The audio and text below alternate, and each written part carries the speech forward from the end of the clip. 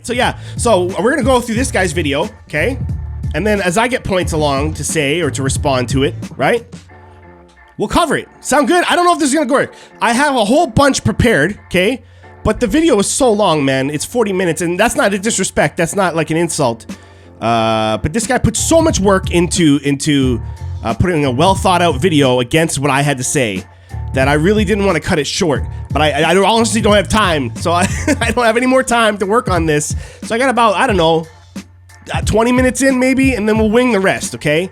But I do want to give this guy his time, his fair share of attention here, because he's got a lot of good points. And if you want to learn more about advanced analytics in hockey, okay, if you want to learn more about the ins and outs of what's going on out there, I highly recommend checking in over at NBI_hockey at Instagram, or on Instagram, okay, guys?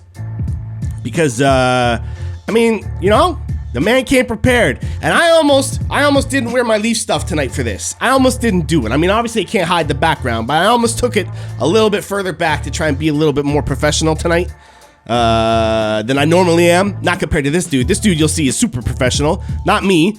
I'm a goon down in my basement, right? With some jerseys on and stuff like that, having a good time.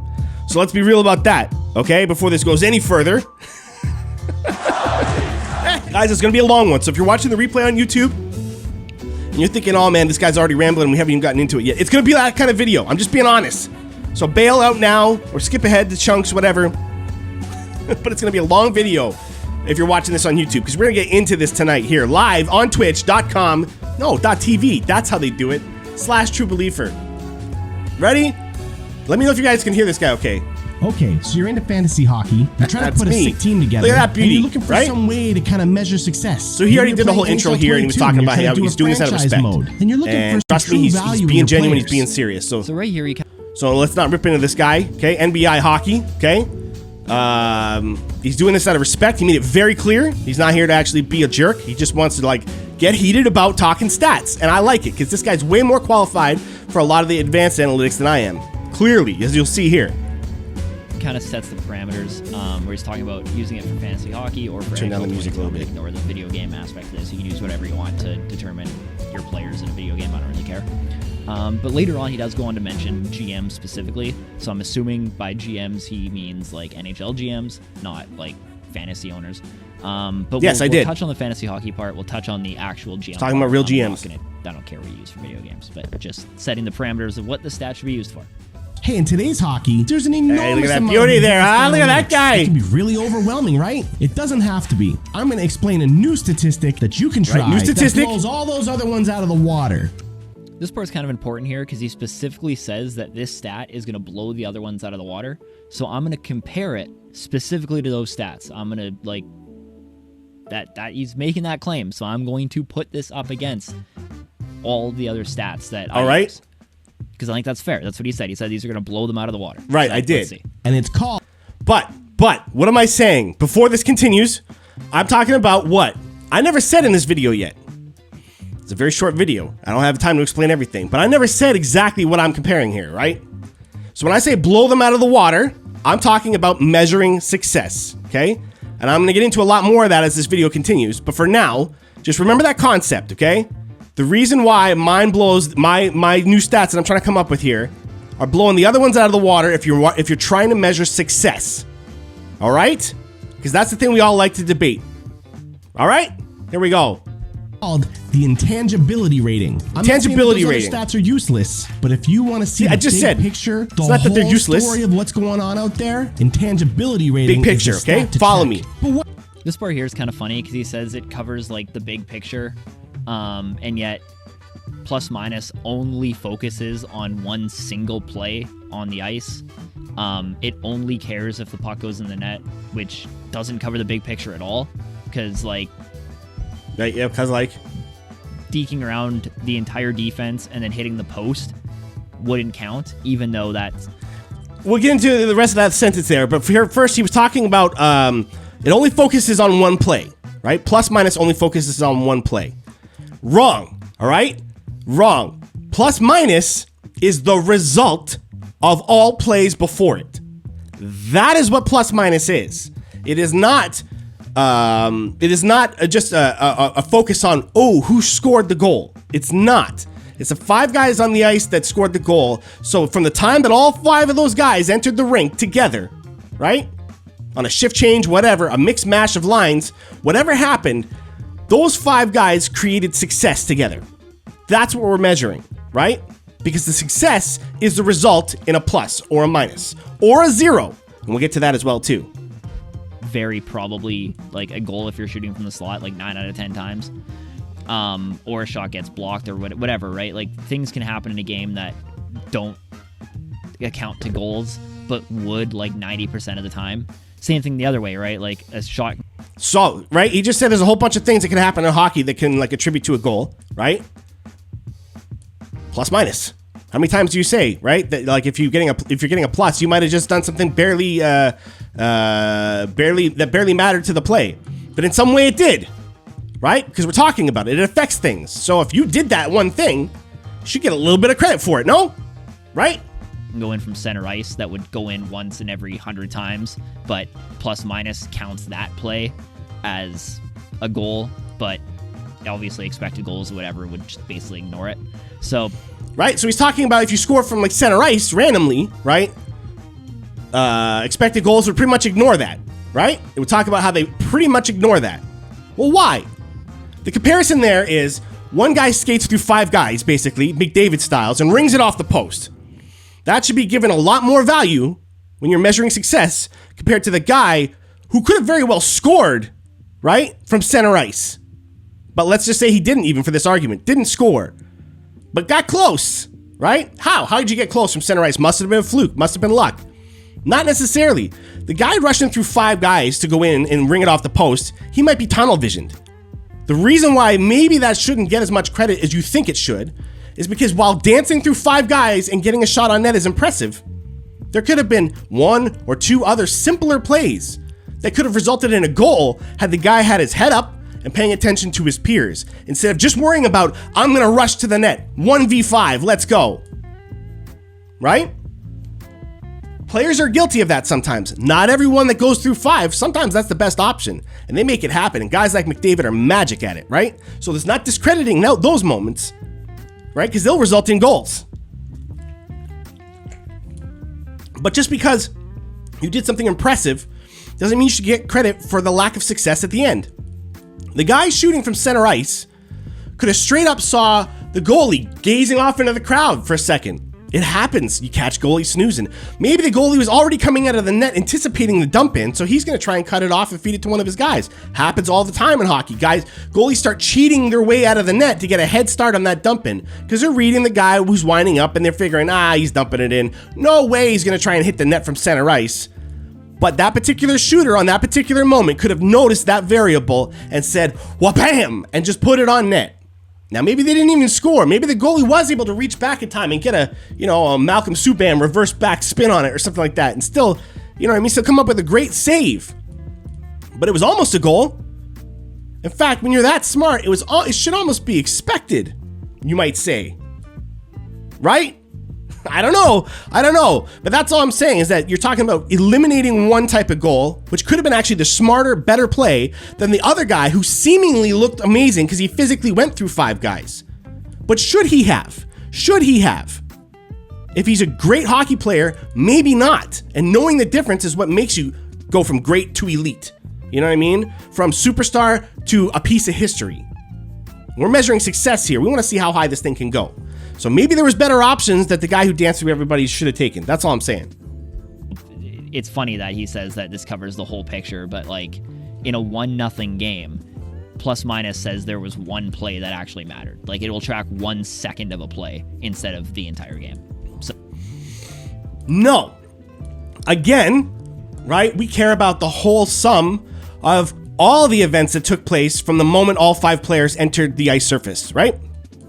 So it doesn't care about one moment. It symbolizes many things within one number is what it's doing, right? And I think the misconception here from a lot of heavy analytic guys, right, is that they don't look at 0 as anything, right? It's plus is good, negative is bad, like minus is bad, and zeros don't matter at all.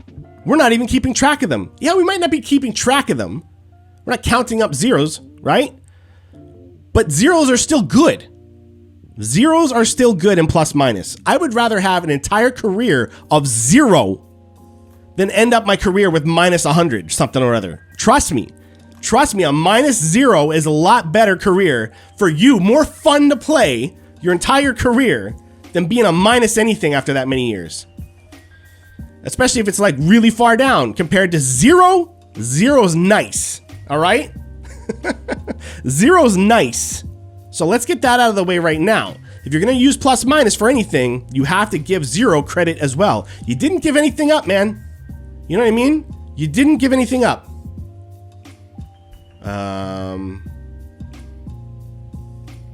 Oh. Yeah, joking. Sorry, Leslie. Just saying some funny stuff there.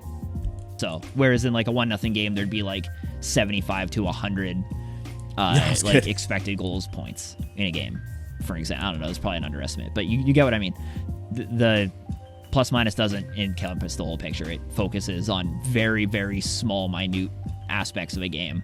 And over a 60-minute game, the 3 times the puck goes in the net aren't like the only thing that happened during the game. So it's just kind of interesting. See, you know what I'm saying? Let's not forget, I'm not talking about getting rid of all the other stats. I'm not talking about doing away with all other stats.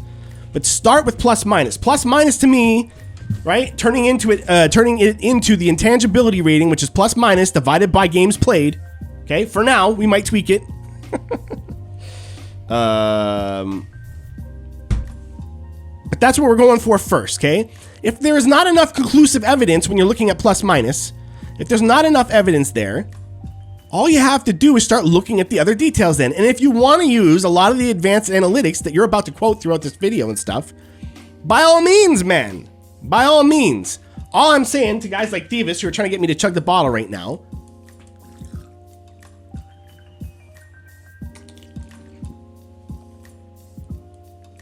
oh, thanks, Thievis. Yeah, all I'm saying is you start with plus minus, and then you go from there. No, we all agree, guys. We all agree when you're into stats that no one stat defines everything. We all agree. So why is my stat being held to that standard? Right? I'm just saying mine's the best place to start when you're measuring success. Let's go. He points that out because it's not true. What is that? Okay, you're not going to believe me. Plus minus divided by games played. Okay, Yeah. laugh. Go ahead. I know it's funny. I know. Yeah, I know a lot of you hockey fans out there have no respect for plus minus. And to be honest, I don't blame you. For far too long, we have looked at plus minus as something that it is not. If we change our perception of what plus minus really means, you'll see just how useful this information is. If you're old school like me, Merry maybe Christmas, you've seen Steve-S. plus minus be used as a way to determine if a player is really good defensively. Plus minus is not a defensive stat. Right? Yeah, he's 100% right here. Plus minus isn't a defensive stat. People that use it as such don't understand how the stat works. You can be like the best defensive defenseman in the league and have like a minus 12 because you don't generate any offense or your team doesn't generate any offense. Yeah, plus minus doesn't determine defensive use at all. See? So he's right. Like that's Like he's backing me up here. lot This of is a you are nice sitting thing that there he just saying, did. Yeah, but plus minus can be helped by a goalie or can be helped by being on the same line as an all-star forward all the time. Yeah, you're right. But total goals scored in your career can be helped by that too, can't it? How about most points being helped by being on an awesome team for 5, 6, 7 years in a row? It's just an interesting take because, again, like he's right. He's 100% correct. But his logic here doesn't make any sense because he's saying that, yeah, goals and points can be affected by the team you play on. And I'll go into that later because I'll pull a specific example later. But you're using a stat that's based purely on points. Now, obviously, it's not just your points specifically, but it's even more flawed than that, right? Because if you play with Connor McDavid, even if your point totals don't get... I like his point here. We all talked about Tyson Barrie last year, how he was the secondary assist king because he just passed it to McDavid all the time. Like, how many more goals was he on the ice for that he didn't even get a point on because he played with Connor McDavid? Like, that makes a big difference in a player's plus-minus. Even more so than points. Like, it's even more flawed. But you're right. Why is it flawed? Why is it flawed? We got to remember, right, that as many times as McDavid picked up a guy like Barry's points, right, or Barry's pluses, because he grabbed the puck and he did what he does, and you know what I mean? McDavid scores and Barrie gets a point, or a plus, sorry, that a lot of people might think he doesn't deserve. But before McDavid had the puck, who got it? I don't know. Do you know? Nobody tells you that part. Like, you know what I mean? I don't just mean assists. Who started the turnover? Maybe it was Barrie. Maybe, you know what I mean? It was a few of them all at once doing their job at the same time as a perfect defensive unit. They all played their part. They cut off passing lanes. The other guys turned it over because they made a stupid pass, and whoever it happened to go to was able to feed it to McDavid and everything, right? Good. Barrie doesn't have to even touch the puck to be part of that success. All Barrie has to do is play his part the way they're all supposed to play their parts. And if they do it, more times than not, they'll get pluses and not minuses, right? Even zeros are good. That's all I'm saying. Like, points are flawed, and you're exactly right for your reasoning. But the fact that you don't conflate plus minus as being flawed for the exact same reasons and being even more flawed for the exact same reasons. I don't really get it. But anyway. What is that, you, AKZ? Come on, man. You're just trying to startle me. You've been following along. Right? But yeah, you see what I'm saying, guys? So my point, he's talking about it being flawed, okay? We'll get into this right now. He's talking about he seems to say that my argument is, oh, his system's flawed, so let's use an even more flawed one. What's going to happen? My patience is running thin. Oh, my patience. Trust me, on all these topics, I could go on for hours. This might get really out of hand real quick, right? But the point is, right? It's all I'm saying is when I bring up my stats, people talk about how flawed it is, but they just don't understand it. Yes, mine's flawed, but so is yours. And before I tear yours apart, right, let me explain mine. So that's all I'm saying. Yours is flawed too, and unless it's perfect, right, you might just be completely misunderstanding what you're even trying to achieve with the numbers you have. Anyway, let's keep on. Maybe your shooting percentage is really high because you've gone against some pretty weak goalies in the past season or two. All Right. stats that can be measured are affected by the surroundings of the player you are measuring. That is fact. The sooner we can get past that, the sooner we can really understand plus minus. Yeah, he's 100% right. Every single stat out there is affected in some way by the team around you. Right. However, we have stats out there that try to account for that teammate variable and opponent variable and situation variable, etc. And those are analytics, like expected goals, or at least. See, and those are analytics. The solution to all the problems of figuring out how to isolate things, that's analytics. And if you don't get it, you're not part of team analytics. I gotta say, this is one of the most arrogant things that I think he says in the whole video. And I'm not saying he's actually trying to be arrogant, right? I'm arrogant too, man, with a lot of this stuff. Like, it comes off that way when you're confident. But that is a very limiting statement, right? Because you're saying that you're trying to isolate specific events that have been proven to lead to success most often over a period of time, right? That's really what you're doing. You're isolating specific events that have been proven to lead to success. So there is proof. You've done your studies. You've got your percentages. There's numbers there, right? Most often over a period of time. And those are key words. Specific events, proven, because they have proof, most often, right? I am trying to isolate success itself, which sounds really weird. I know. But before you can try to understand success, you have to find it. And if you find it first in this game, just like anything else, right, you have got the upper hand. So if you're trying to put together anything, now I use the example of like earlier on in the video of like fantasy teams and NHL 22. Guys, that's salesmanship, right? I'm just trying to appeal to anyone who might be trying to watch this that might be able to get some information out of it. The truth is, I think real GMs in real leagues, including the NHL, could probably benefit with knowledge like this if they don't have it already. And that's the thing. Just because they don't talk about it doesn't mean they don't got it. So we have all of our little things, but I bet you these guys might even know a little bit about this. Who knows? Right? Who knows? You're not going to find out. It's the NHL. But what I'm trying to do here, guys, is I'm trying to isolate success itself, right? Isolate a concept. And that can be a little tricky. That can be a little tricky to try and do because there's a lot of ambiguous stuff there, right? So, I don't know, man. I don't know. Adjusted expected goals accounts for teammate and player usage and when you're on the ice, who you're with, etc. So does WAR and everything else. Plus minus doesn't. Goals don't. So it's like they're not perfect. They don't perfectly do it, but wouldn't like. See, again, to say that they don't account for it means that what you're saying is we don't have record of it, right? In a plus minus, we look at a plus, we have no record of any of those other events that may have happened throughout that play. No record. But we have a result. We have a result that success was had. That's crucial to me. That's what I'm trying to find. I'll worry about the hows later, okay? First, I gotta find it, and I gotta find it before everybody else does. So that's what we're trying to achieve here, is finding success, right? And yeah, AKZ, I'm going through the whole dang video, right? This guy put a lot of time and effort into it, right? He put a lot of time and effort into doing this. I had to watch it. I had to watch every minute of it. So even though he's cutting me apart here for basically 40 minutes straight, my metaphoric hat's off to this guy, okay? NBI hockey. Check him out. Let's go. Like Hit using it. a stat that does it somewhat be better than one that doesn't use it at all. I don't know. So we're first of all, like we have.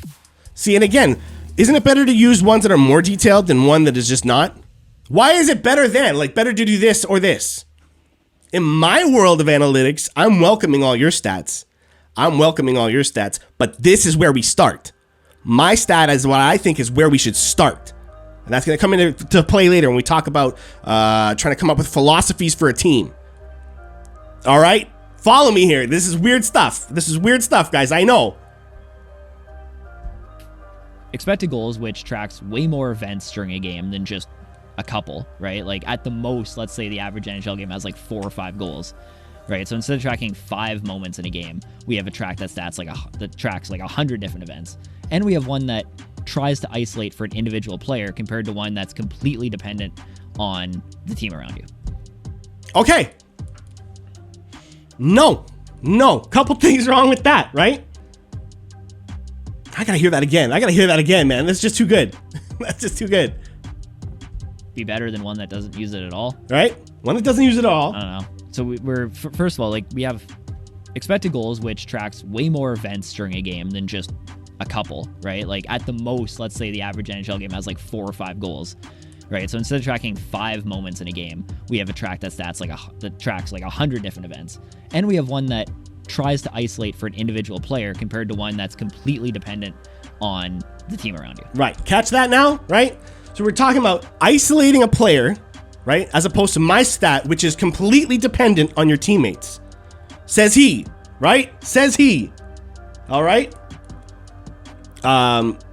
His doesn't really account for teammates. What it does is it accounts for the ways that they choose to record about teammates. And that's a crucial factor right there. There's a big difference there between actually recording everything that your teammates do to help you on a play, right? Because that's so many points of data. You guys are not collecting that. I call BS on that. You know what I mean? Everything, like in terms of who ate right that day, right? Who got themselves in a nice mental headspace with some yoga before going out on the ice. Yours doesn't account for all that because it can't. No stat could. That's ridiculous, right? But there's a big difference between that and what you're talking about. Where you're talking about one play where you're trying to decide what caused the goal, right? And then from that point on, you're counting your stats. But at some point, you're stopping. And what I'm saying is there's data beyond that and data beyond that and data beyond that. And sometimes you guys miss the picture on what is considered helping a play or not. And I know because I've been confronted with this. I had somebody tell me that the only a body check doesn't really create a lot of turnovers because 9 times out of 10 or whatever, when a guy gets hit, he's already dished the puck away before he even gets hit. So the hit didn't cause the turnover at all. That is not how creating turnovers work. If you rush in at full force and pop a guy 3, 4, 5 times in a row throughout the game, you come in on that 5th time with that energy, he's already freaking out because he's been popped 4 times before. And yeah, he dishes the puck before you get there, but you coming in and still finishing that check, maybe he chucked it up the middle instead of to his guy that he's supposed to hit it to.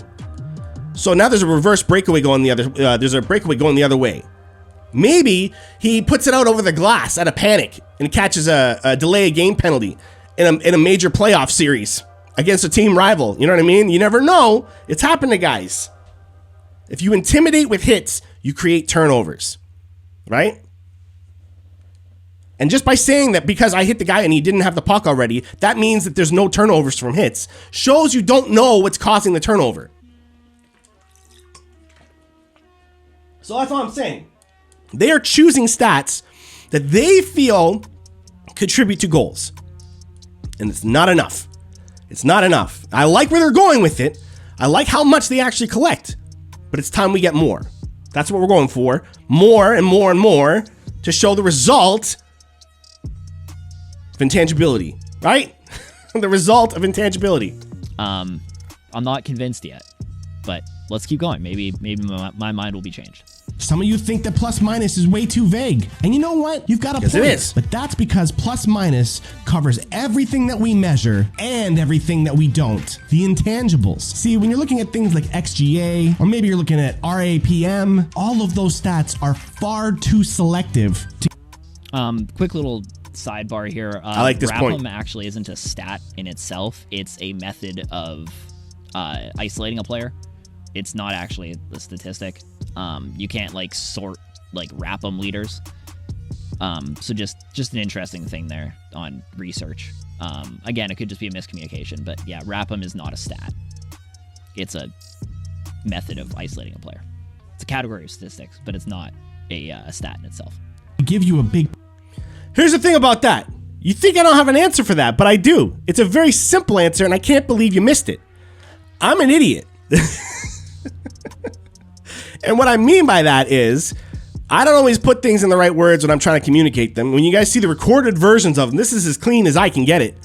All right? You see me live here on Twitch, and I'm a bumbling moron, okay? I can't put sentences together, all right? My ability to speak goes out the window more and more the older I get. So yeah, it's a method to try and isolate things. I get that. It's still using math, and it's math based on stats that I don't agree with. So that's really where I'm trying to go with that. When I call out these methods and stats and everything else, I'm calling out these keywords that are getting thrown around as if people know what they are when they don't. A lot of times people don't know what they are, just like me, because new ones are coming out every day. I don't always know, but every time I read one, and I see the definition of what it is, I see the singular purpose or maybe a couple of purposes that it's good for, and I immediately start seeing all the other ways that it doesn't apply. That's just my habit of mine. I'm like a troubleshooter in my brain. It's way easier for me to point out your flaws than it is for me to admit my own. All right? So I'm an idiot, and you got me there, okay? I'm throwing around words incorrectly. Well done, sir. Picture. They're trying to isolate small moments, and they think that that's a great way to judge a player. It can be if you're looking for some specific results, but if you want to find out success, plus minus is where it's at. Some people laugh and they say, oh, that guy got a plus just because he was on the ice going for a line change when they Nice scored. video though, eh? Yeah, but maybe a small decision like knowing when to go for a line change safely should be rewarded. We've all seen goals go in from bad line changes. I'd rather have this Maybe guy do you're my really good taxes at cutting than off argue about passing hockey. lanes to the point where your opponents never try to he's pass to the probably pretty person good. you're covering. You may never touch the puck, but aren't you still doing It's a your risk job? either way, Aren't says you still Leslie. having a positive effect in your team? Okay, a couple things here. Number one, if you're telling me that a player going off for a change when the puck's in the offensive zone is just as equivalent to like the guys actually making the play be like as effective as helping the goal win, I don't know, man. Like the logic there is like at least it would have been better, honestly, if you would have been like, you know what? Yeah, sometimes guys get plus minus just because they were going off for line change, and that's a flaw in the stat. Like, don't try to defend that. Come on. No. Not come on. Not come on. Don't try and defend that. That's the crucial part of what we're talking about here. I'm talking about success, measuring success, not talent. Right? Not talent. I don't expect a fourth liner to be as good as McDavid. That can't happen. You're not going to have a league full of McDavids. So we're no longer learning, we're no longer caring so much about how many good players we can get on the team. Your budget won't allow that anyways. You're trying to find the loopholes, the little tricks to find good players for good value, right? That's the whole point of what we're trying to do. Discover success before other people do, right? I don't care about talent necessarily. Obviously, I do to the extent of I'm going to have some elite level players that are good at stuff, and the lower down the list I go, the more I'm going to have interchangeable parts that I got to keep track of. And that's really where you're going to save your money anyways. Once you have your core of like 3, 4, 5 players, you're starting to build around with key pieces anyways, right? So, no, not just come on, all right? Everybody playing their part matters.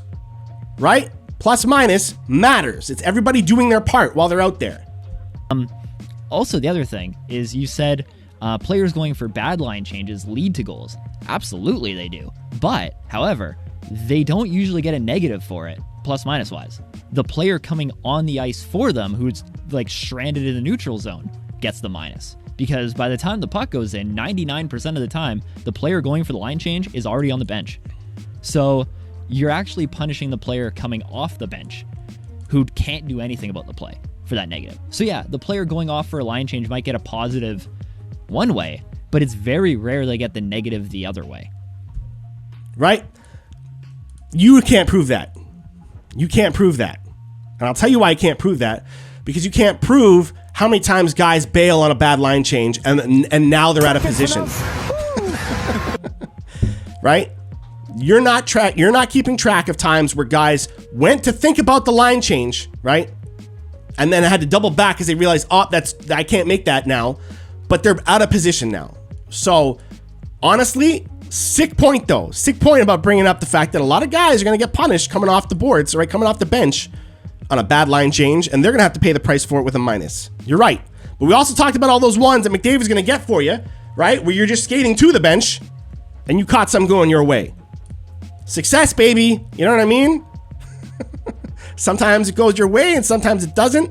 But if you're good, it'll go your way more often than not. That's what we're looking at. Any pattern of that we can find. And if you want to use extra stats like yours to try and pinpoint that with me, I'm on board. Let's do it together. But that's where I'm starting, right? Success. It's a good point on the line change, though. That's smart. The guy knows his stuff, guys. He's not an idiot. That point makes no sense.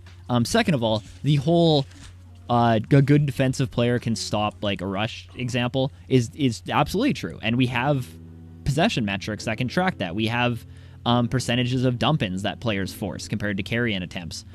We have like turnover statistics that are better than just giveaways and takeaways. But plus minus doesn't track that at all. Because if the puck doesn't go in the net, you're still a 0. See, again, though, plus minus doesn't have to track that. You track that. All right, you track that. And when I ask for it later, okay, give it to me. But I'm going by my stat first. That's where I'm going to isolate things. I'm going to start there. And when I see what I want to see, then I'm going to go to you and guys like you that are way smarter than me in all these other categories. And I'm going to say, hey, how many XG was that? Or whatever else. How many RAPM RAPM units divided by stick tape color squared is that?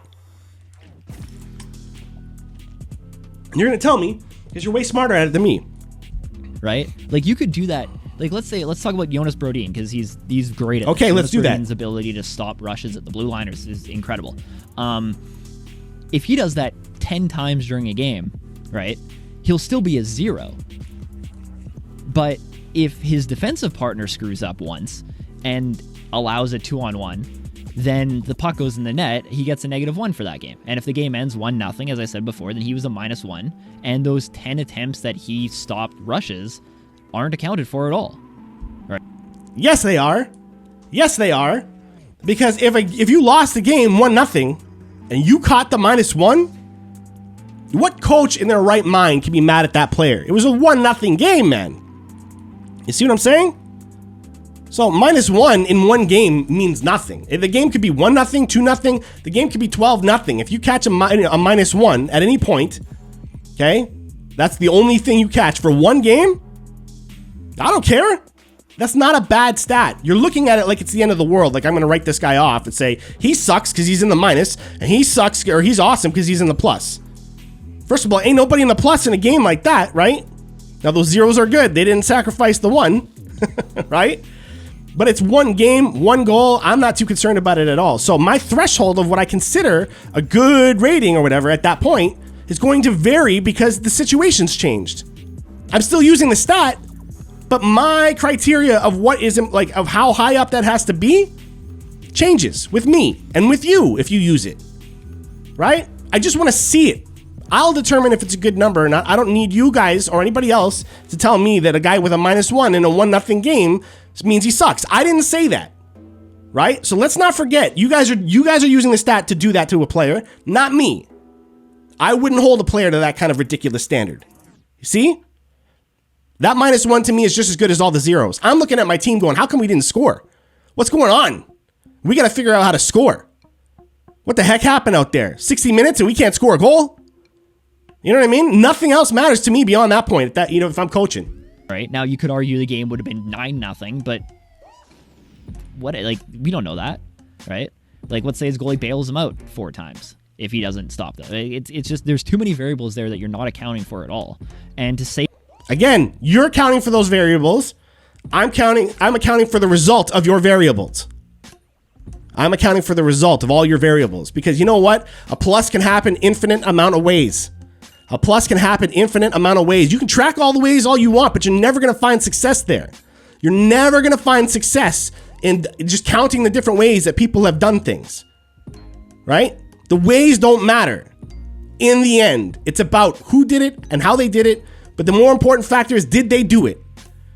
You could be the greatest player ever, you know, in your mind and even with your body. And if you're not winning games ever, you're never going to be in the professional hockey leagues. You're never going to be recognized as a great player. It doesn't matter how great you think you are. If you keep screwing up when it matters most, you're not going to make the league, right? Like, if you're not getting results, nobody cares about how good you look sucking, right? You know, it's not flying, it's falling with style, right? Like, you're not flying at that point if you're not getting results. That has to be the bar that you set. Is there results or not? I don't know. say that, like, absolutely a player that does that 10 times in a game is super impactful and should be rewarded for it. But plus minus doesn't reward him for it at all. Because if the puck doesn't go in the net either way at the end of that play, he goes to the bench as a 0, as a net. Good. We talked about that. Zeros, awesome. Zeros, pluses, awesome. Negatives, repeatedly to the point where you're starting to get way down there, bad. Just about everything else, at least good. At least good. The people that are way at the top have found a way to continue their success no matter who they're playing with. Keep that in mind. Net neutral. That's not really fair to the other 4 guys on the ice when one guy's stopping the rush. I like this guy, man. NBA hockey guys at Instagram. Up once, he can end up with a negative even after having like 10 blocked. Yeah, Leslie, you're right. Or something in a game. So it doesn't track that at all. But again, there are stats that do. Who sounds like Torts? Me? I should sound like Torts. Yeah, plus minus covers that. And again, just like any other stat, sometimes luck is going to go in your favor and you're going to get ones that you don't deserve. Right. And sometimes luck is going to go against you and you're going to catch a minus or 2 that you don't deserve. Plus minus doesn't care about any of that. Try to think of it like on base percentage in over that time, movie Moneyball. it rules that was itself a real out. Strategy that the real Oakland A's used and turned real heads. Okay. Okay. First of all, this is gonna get fun. The Oakland A's just looked at on-base percentage and revolutionized the sports world that way, you've only watched Moneyball, the movie, which is a dramatic reenactment of the real life, of what actually happened. Like, Moneyball is not a documentary. It is a film, right? I suggest you look up Bill James, you look up sabermetrics, you look into a lot more. Like, there was... All right. So in order to talk about these things the way I have, I must be an idiot who's only seen the movie. This is incredibly presumptuous, arrogant, and you know what? He's dang right. He's dang right. He's dang right. I have not looked into any of those other guys and anything else that they've done. And that's not to discredit them or say that it's not important. But the lessons I learned were good enough, because then I started looking into hockey, all right? I started looking into hockey, for real, looking at the real reports and the real math behind certain things, and every time I do, it looks phony and false. And I think I know at least a little bit enough about math, even though I can't speak properly at times. I know enough about math to see BS when I see it, compared to hockey, because I know hockey. I know hockey, and I know enough about math that when it's not adding up to me, I'm going to call it up. But we're not going to get into hockey right away. He's about to go on this huge thing about the Oakland A's, okay? Because I'm the one that brought it up, right? I'm the one that brought it up, Moneyball and everything like that, okay? So, yes, he's right. I've only seen Moneyball when it comes to athletics, okay? But I never said they only looked at on-base percentage, right? I never said they only looked. I mean, did I? Is it in the video? Did I miss it? I said that that's all they cared about, right? That's all they cared about. Maybe that's a little strong wording. I'll give you that, okay? So maybe I should have said that's all they cared about first in order to build a team. I know that they looked into more stuff. It shows it in the movie. I watched the movie. You called me out on it. So that's not the only thing they said in the movie. I watched the whole thing. I saw where they talked about other things anyways. You know what I mean? I saw when they talked about the strike zone and which spots to hit. I saw them talking about stealing bases, right? There's all kinds of stuff. The pitch counts, trying to wear out pitchers, get them high in the count. They did the whole montage, man. You know what I mean? So I get it. They started with one huge thing that they were going to base a philosophy around, and it might not even be on base percentage. But just like the movie, I got 5.5 minutes in a video to explain things. I used what they were saying because the message behind that movie was incredibly important to all of sports. It's what changed everything, right? It doesn't matter what the actual Oakland A's did because they didn't win. They didn't win the World Series, right? It's still impressive what they did, but we all know because they didn't win, it's now in this murky area where people still don't trust it and other people do and everything else, right? So I'm not saying that that's the only thing that they looked at. I just understand movies better than a lot of other people sometimes, you know? The Blue Jays are better than the A's anyways. I mean, yeah, maybe. I love watching baseball when I'm there, but I don't really follow it. So I need to know hockey, right? But in sports, there's one thing that's true about everything, right? In sports, there's certain things that just outdate themselves. These games are so old, guys. They change, they adapt, and we have to adapt with it. The game changes, right? And then it kind of works its way back around to a circle, a loop, or whatever like that. But we'll get into that some other time, right? So the Oakland A's looked at a new way to see old information. Guys could have been tracking on base percentage the whole time if they wanted to. They saw no value in it. They didn't care. So he had to find some way to take what exists and create something new that's going to represent what he feels is the secret to winning baseball games. Okay? Talk about the Bill guy or whatever his name is. I don't even know his name. That's how much of an idiot on this stuff I am. But the message is true, all right? The message is true. He came up with a philosophy, a new way to look at the game, and that changed everything. That changed everything, right? So they used on-base percentage and that whole explanation that I'm about to get into as a way to just explain it quickly and move on. I was doing the same thing, so I don't apologize for that. You know what I mean? I don't. And if that makes me sound like an idiot that only saw the movie, good. But good for you for calling me out on it, though, right? Good for you for calling me out on it. But when it comes to hockey, as you will see, as we're going along, as we may continue on in other videos, I know hockey, man. I know hockey. Not baseball. I know hockey, all right? There's way more that went into Moneyball than just, hey, these guys get on base a lot. I'm going to let him say this. Now, the philosophy behind it. Right? See, he's talking about philosophy, was too. Recorded in the movie. But in a similar way, like I have a video on my page somewhere of Greg Wyshynski talking about how he uses GAR in articles. And he'll call it, goals above average or wins above average instead of wins above replacement because it's simpler for a general audience to understand. In the same way, the movie used the logic behind sabermetrics and the logic behind Bill James's philosophy as these guys get on base a lot because it's simpler for a general audience to understand. Good. It's going into Simpler. the whole math and analytical side of what sabermetrics were it would take too long. Like it wouldn't be good for the movie. So no, I know, like, dude, like, no offense here, right? No offense, but you're kind of with this video, you're proving exactly why they did what they did, right? Ain't nobody gonna want to watch a 40-minute video on this, right? Like, you make a lot of good points here. If you would cut this into chunks and put it up like over time, I think you could have got a lot more views on it, man. Nobody wants to watch these 40-minute things unless you have an audience for it already, and maybe you do, and I apologize if that's the case. But with my stuff, like, nobody's gonna watch this thing I'm doing. I get these lovely souls here in the chat that are joining me right now. But other than that, I'm going to put this whole thing on YouTube and ain't nobody going to watch. It's too long. It's too long. All right. So maybe in the future, what we'll do is, like, if you want to keep doing this with me, dude, I tell you, right? NBI Hockey, check them out. If you want to keep doing stuff like this, just like, let's do some short little videos back and forth, just asking each other questions and stuff. I'm down. I'm down to discuss this with you. You took the time and effort. I'd like to give it back. But let's be real about one thing. People like the sweet action, right? Let's get to it. In a 5.5 minute video like I did, I'm going to have to get to it quick with some points that are kind of glossed over. But look what it respond. It got us to have this conversation, and I think that's amazing. So I don't regret using any of those words, any of that language. And find players that had good on-base percentage that were cheap. That's not what happened. Whatever. Also, on-base percentage and plus minus are two very different things. Like even like if you were to account stats in baseball, like if you were to compare them to stats in hockey, on base percentage, right? You can have I love this. 5 guys get on base in an inning and get out of that inning 0-0 because 2 guys get thrown out and somebody strikes out, or like things can happen, right? Plus minus only matters when a point is scored. Every other event doesn't matter, right? Plus minus. Okay? Only matters when a point is scored, right? Is what he's saying. And all I'm saying is that no, it just matters first. It matters first. What kind of shift are we talking about here? Did you guys let one in? What are we looking at? Did you get one? Cool. Is it a 0 even? Fine. Let's see where that could have gone right for you. I'm not saying it has to be wrong. I'm not saying that we have to, not reward look at everything below a +3 for a game and act like they suck. You know what I mean?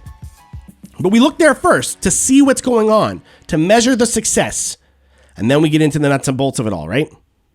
Minus would track the same way that like run differential would track in baseball, because you have to get across the plate to score a point in baseball. In the same way, do you have to score a goal to get a point in hockey, or to get a plus in hockey, plus minus? On base percentage, as a theory, right? The theory of getting on base leads to more runs is identical to getting more high danger shots leads to more goals. Plus minus and on base percentage are not the same philosophy at all. Wrong. Okay, so his claim is on base equals expected goals, right? Because on base means you put yourself into a dangerous position to potentially get a run, right?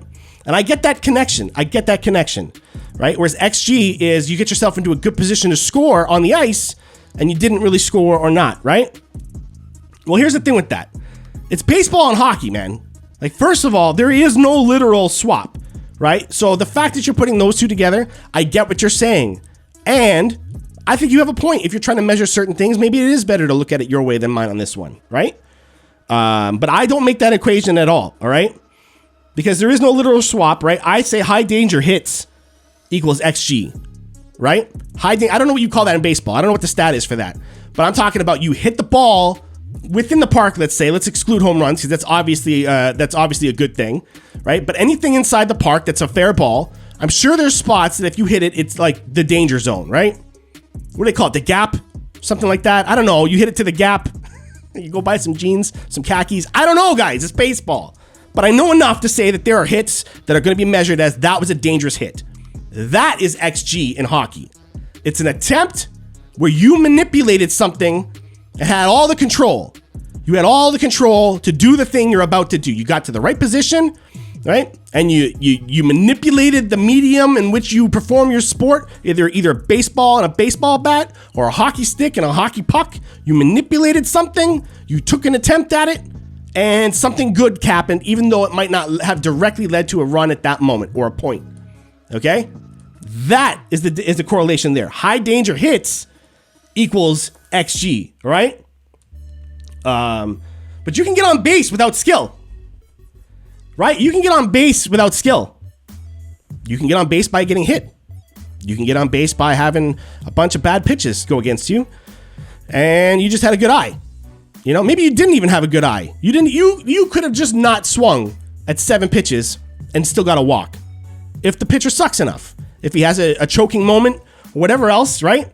There's so many ways you can get on base, and not all of them are up to you, right? Maybe they screw up a throw to first base. I don't know, right? There's a lot more variables there that are out of your control compared to a high danger hit or whatever like that, right? So I would say that on base percentage is more like plus minus in the sense that they're the same kind of variable whereby you have a little bit of data and a lot of things that could have led to that, right? I don't know. Am I making sense on that one? That's going to be a little weird. That's going to be a little weird. Because you know what? Because I get what you're saying in terms of the theory of being in a danger position. That's why I see the connection there. And I understand wanting to think like that. But I think it leads us down the wrong path, which we can get into another time. Maybe you can ask me about it, remind me about it. We can get it into another thing. But I'm only not even halfway through this video, and I've been at this for an hour. I could go on for all night about this. On base percentage and boosting your expected goals is. because the philosophy of getting more guys in scoring positions, either on base or getting shots from the slot or wherever, is identical. Because the theory is that more opportunities to score will lead to more points. Okay. So there you go. This is why I say, to me, it's not about necessarily how it's calculated, but what it kind of represents in my mind. Okay, so you're saying more on base means more points, right? Over time. Just like more XG, more expected goals, shots from spaces within, the space on the ice will lead to more offense, more goals. And you're right. But the thing is, theoretically, what is an expected goal could change if the game changed style. If the game changed style and people didn't shoot from the slot anymore. I know it's crazy because we've done it for over 100 years and it's never going to change. But hypothetically, if it were to change, if everyone took a strike and said, I am not shooting from the slot anymore, not doing it, what becomes an expected goal would change. Because now you've got a whole new set of data where goals are being scored from over here, and maybe they're not after a pass, and maybe they're not from, within the slot. Maybe they're from the left D position. You know what I mean? So what you're measuring can change. On base percentage cannot. You either get on base or you don't, and you're at bat so many times. Sound familiar? You either get on or you don't, and you're at bat a certain amount of times. Does that sound familiar, guys? See what I'm saying? So even though the exact stat thing that we're measuring kind of may not seem like it's alike, the theory behind it to me matches. And that's how I'm looking at it. And you can't tell me I'm wrong, because I really can't tell you that you're wrong. You might be measuring something cooler. And that's the way you're going about it. But that's how I'm doing it, all right? Straight up. So I don't know what this idea of... Oh, yes, because... Sorry, I wanted to continue that point. Because more on base equals more points sounds good, right? More XG leads to more points. But really, the theory, as mentioned in Moneyball, the movie, was more on base led to more points, which leads to more runs. People shouldn't be trying to buy players. They should be trying to buy runs. And you need to understand where runs come from, right? So if you think about it, like my stat, technically you might even say is a little bit better at doing that than on base percentage or whatever else they use, That's all I'm saying.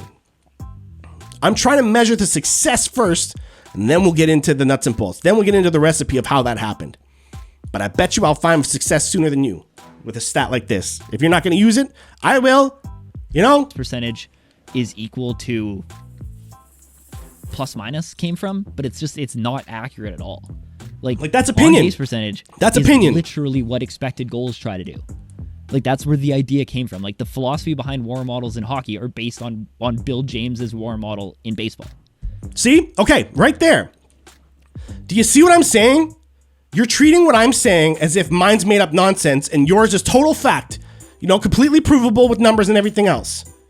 But we're measuring two different things, and it's that choice that you made right there, right? That's how you made that choice. You associated two stats that cannot literally be the same because they're different sports. They will always represent something different, right? And you're making a different comparison than the one I'm making. I can't say yours is wrong, but you can't say mine is wrong either, because you're making a mathematical decision to isolate certain variables that you don't care about. You don't want to include those. You're trying to focus in on something else. Whereas I am not even looking at variables first. I'm looking at the result first. What happened? And then we'll go into the variables. There's a difference there. There's a difference, right? And again, the Oakland A's looked at way more than on base percentage. You go on. Like I said, I know, dude. Even in the movie, they did more than that. Like how you got on base. That's watch the movie. I highly recommend you watch the movie again. Reliable ways to get on base, more consistent. Tell me to look up other not people. Just this guy gets on watch base. Watch the movie again, bro. You can get lucky and get on base for like a month or two. Right? That happens. You can get lucky and get on base percentage going for you for a month or two. Total fluke. Oh, really? Oh, really? You can go on a goal streak and have the same thing happen. You know what I mean? Like, again, we're at this thing that, like, because you limited it to a month or two, right? And showed that, yeah, anything can happen there. Who said I limited it to a month or two? I didn't limit my stat to that. You're doing that. you're choosing a time frame that doesn't really determine enough, right? Your sample size is far too small for these other stats. Why are you saying that that's like the size that I'm using? My stat, just like all of yours, the more data we have, the more it becomes clear. I've always said that. Look at a guy's career stats that have been in the league a long time. You'll see that out of the ones that are up there in their years, who's the best ones? They're all the ones with this incredibly high plus minus. Incredibly high plus minus for their careers. They are all great players. Now, other players that are also great at a lot of things in hockey are also, way down in minuses compared to them. They are still Hall of Fame players, but we're measuring success, not talent. So the most successful players, right? Good one.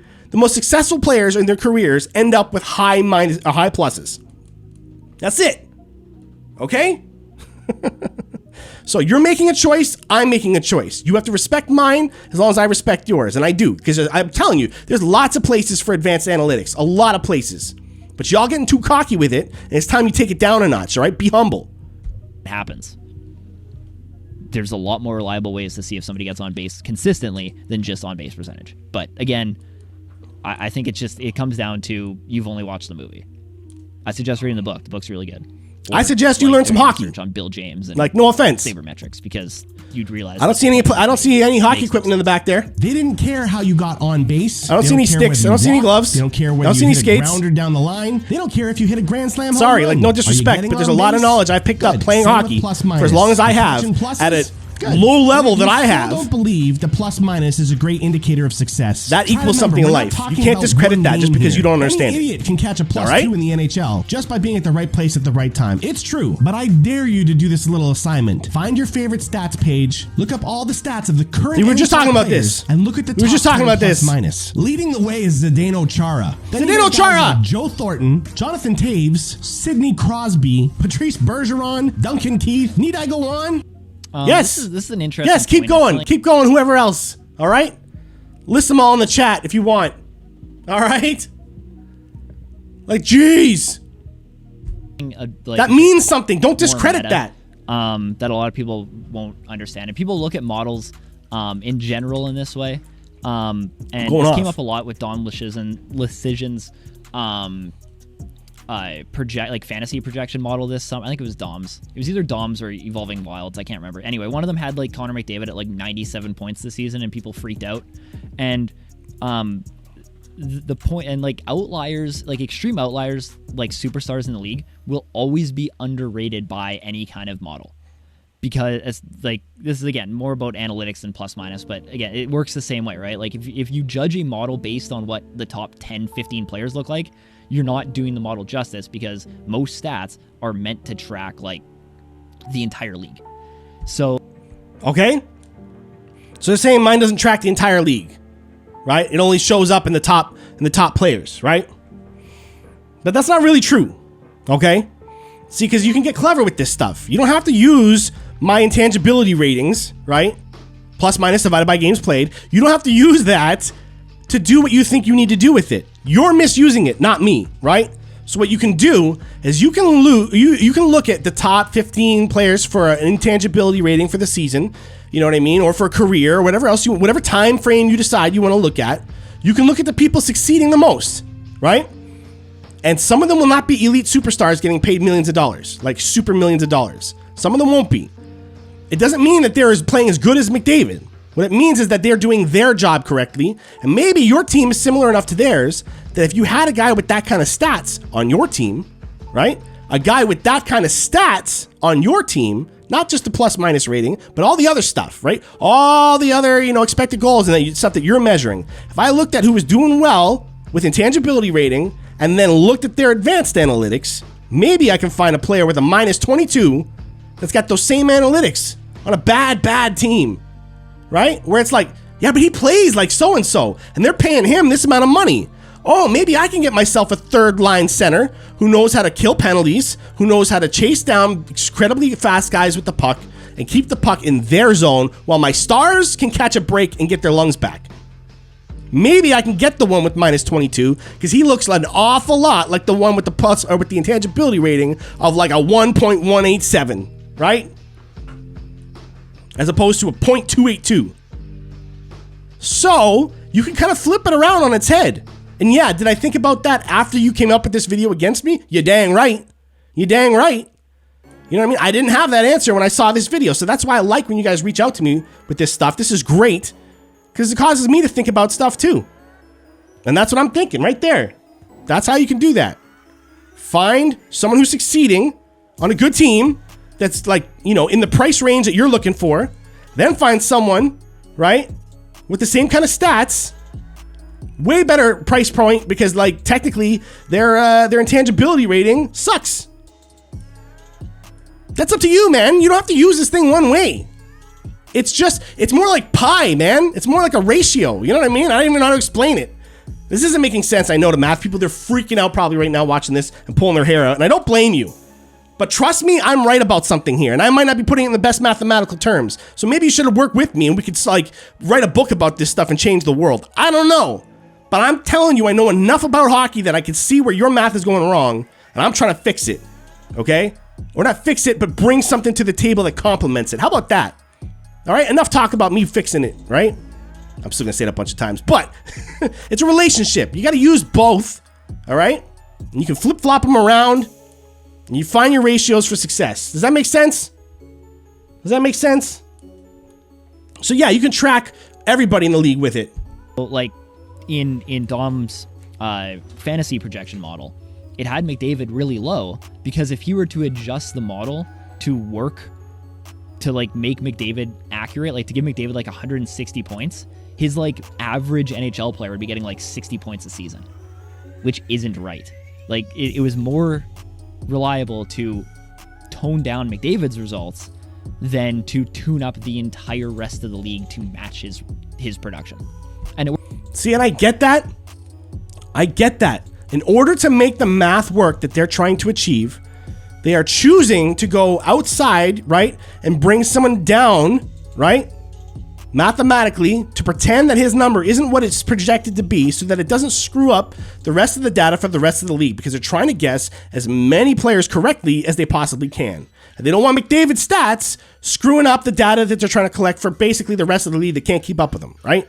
I get that. I think he's one of the best in the league, if not the best. I wouldn't say if not. I can't think of anybody better than McDavid right now in the league in terms of physical talent, everything, the whole hockey package. But maybe he shouldn't have to work so hard. If he had a better team, if he maybe even dialed down the way he plays and played a little bit smarter. So it goes both ways. Maybe it is his team, but maybe it's not. Maybe he just needs to figure out a different way to help his team out. You know? So I get it. But you're still making a choice. There should be a way that you can just incorporate it all however it is. And you know, and I don't have that answer, so I apologize. I'm not trying to make you guys sound stupid for not having it. I don't have it either. But that's what we're trying to achieve eventually, right? It works the same way in plus minus, right? If you're judging plus minus because, hey, the top 10 guys in the league are always at the top of the league in plus minus, then the stat must be great. It doesn't really make a lot of sense because you're using outliers to justify the stat working. Like, no, see, and again, if we talk about zero being valuable, look at how much of the league is doing well then. Right? Now, some guys are doing much better than others in terms of success. They're having more success than others. But there's a lot of players having some success this year, right? And to be honest, I'd rather see, if I'm trying to pick players or trying to see how my team is doing, not so much, like if I'm trying to rate my team, how well we're doing, I'd rather see 5 or 6 of my players in the top 20 than one of them in the top 5. That's what I would rather see. That's the kind of team I like. That's the kind of team I think is sustainable. So, you know, but that's a theory. I mean, that's just like a philosophy on how I like my hockey. Connor McDavid's nowhere near the top of the league in plus minus this year. Neither is Leon Draisaitl, right? Like, does that mean that Johnny Gaudreau, who's the first line winger, has been better this year? Right? Like, Evgeny Kuznetsov is playing first line minutes. Has he been better than Connor McDavid and Leon? See, they're saying better. No, he's had more success. In doing whatever he does, he's had more success. So don't you guys put those words in my mouth. I did not say better. Right? I did not say better. Draisaitl this year? No. Like, I mean, hey, if you want to say they are, more power to you. But I mean, see, I don't like that arrogance, man. not really. I don't like that arrogance. You see, because I didn't say it. And a lot of you analytics guys out there do this to me. You start throwing meanings into my words that I never said. You start extrapolating knowledge that you think I'm inferring when you don't know. And instead of asking a question, you have an opinion first. Maybe ask a question, right? And I don't mean that disrespectfully, right? If it suits you better to go at it like this, I love it, and I'm here for it all day. That's the end of my notes, guys. So this guy's video is going to go on for that's only half of it. So hopefully now with no notes, I'm just going to kind of go off the board here and just kind of go along with it. And we'll try to see what we can come up with on the fly. I just wanted to give this guy some credit because NBI Hockey here has put together this whole thing for us, and I really appreciate it that someone would take the time to actually have an in-depth discussion rather than just call me an idiot, put up a couple clown emojis, and then be on their way. So this is a lot of fun. This is a lot of fun. In a single game can be a pretty irrelevant stat, but over the course of time, like say a season or even better, a whole career, good players rise to the top of plus minus. So once you're looking at the plus minus, all we do then is we divide it by games played, because not only do we want to know how high a plus rating someone can have, we want to know how quickly they're doing it. This is another thing that's just an incorrect way of thinking. Why? Or less accurate way of thinking, I guess I should say. Again, let's be real here. That is an opinion. That is an opinion. And I get why you didn't use per 60, because per 60 ratings is very much a very analytical driven thought process. But the fact that you're only dividing this by game is basically only eliminating injuries. Okay, how? Because he might be right here. I gotta say, what he says about this at the very end, I kind of want to try it and see if it comes up with something better. But there's a problem with the philosophy here. Because I've watched this whole thing already, right? I watched the whole thing. It's not a live reaction kind of thing. That's all I was doing. I went through this guy's whole video. 60 eliminates player role more or less as well. And I brought this up in the comments of your video, but I compared Brandon Smith to Jacob Chikrin this year. And how Brandon Smith has a better plus-minus rating. But Brandon Smith's also playing 14 minutes a night in Carolina compared to Jacob Chikrin, who's playing 24 minutes a night in Arizona. Okay. So right there, he's about to say that the guy who's only playing for a little bit less time, right? Or I shouldn't say a little bit, it's a whole 10 minutes less, per game, has a better chance of maintaining success, right? Is that what he says? Which is going to affect him negatively because Arizona stinks. Right, like Arizona's getting less goals and they're allowing more goals for or against than Carolina is. So the more minutes you play per game, the more that's going to affect you. Right? Okay, so he should get a pass or have things dialed down because he's exposed more on the ice for being out there, right? He's catching unfair minuses because Arizona sucks. I gotta ask, does the player play for Arizona? Where is the onus of the player that's earning these minuses? There's never an excuse for these guys to ever have minuses. It's never their fault, right? Arizona sucks. The guy's a part of Arizona. He's a part of Arizona. He's a part of that failure. Even if your team sucks, you're expected to rise above it and play at a better level, right? Now you might say he is, but what is he getting paid to do? He's getting paid to win games, and so is everybody else. You know what I mean? And so is everybody else. So yeah, you're darn right that if he's not if he's a part of the failure, he deserves some of the credit for that. He absolutely does. And I think you're fair enough to give him some, but to say that and I don't know, man. I just don't like how that's worded. Plus minus by 60 minutes or per minute and then timesing it by 60, whatever, however you want to figure it out, would almost eliminate that ice time variable because it would compare them per minute. It would put them. I don't want to compare them per minute. A guy who's playing 24 minutes a game compared to a guy who's playing 14 should be having more success. That's what they pay him to do. That's what he's there for. That's his role, to get more success so that the guys playing 14 minutes don't have to get as much. It's in the contract. It's called the dollar figure. All right? Whatever they're getting paid. The roles that they're being put into, even the time on ice, if they're being played 24 minutes, they are expected to have more success, right? Now, because of that, all right, because you are right, they are exposed more to bad teams, right? When they're on a bad team, we have to do that when it's successful too. So what I'm saying is, a guy like Austin Matthews is not going to have as good a plus minus or even as good an intangibility rating Because he's played way more minutes, he's exposed to more failures. Good. Then we just look at all the people in his price range, his talent level, and then figure out which one of them has the best IR. All right? You can use it to isolate groups of players that have similar skill sets. You need an elite center that's going to help win games with their skill level. If that's what you're looking for, find all the ones that you think are that, and then compare who's having the most success. It's going to be your best option. Or the most success that you can afford is really what it comes down to, because a team that's got a really successful guy might not want to let him go. Why would they? If they're smart like me, they ain't going to let that player go. Right? So that's all I'm saying, man. That's all I'm saying is that, like, it doesn't work that way. On more of an even playing field, so that you could compare Brandon Smith and Jacob Chikrin more accurately. But only doing it per game doesn't eliminate that player rule thing at all. So you're actually limiting yourself. So I actually made you a better stat.